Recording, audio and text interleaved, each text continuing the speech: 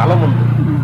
অনেক মাজার দিয়ে আছে, তারা ব্যবসা করে, অনেক কাজ কাম করেও, তারাও করে। তাদের কারণে আমাদের এই যে হক্কানি অলিয়া যারা আছে তাদের পুতের ঘৃণা লাজ তো মানুষের যারা বোঝে না তারা করে।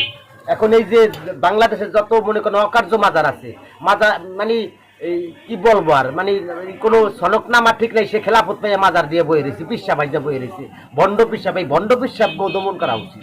এই ভণ্ড পিসাবকে দমন করবে তরিকাপন্থী লোক যারা আছে, তারা ভণ্ড পিসাবকে দমন করবে। তার ইতিহাস খুঁজতে হবে, তার ইতিহাস খুঁজতে হবে, তার ভাই ব্যাটার খুঁজতে হবে, যে তার মূল পীর কে, কোন হান থেকে আসলো, তারা কি আসলে কি সে মনে করেন যে সাধন জগতের লোক কিনা, সে সঠিকভাবে খেলাফত পাইলো কিনা।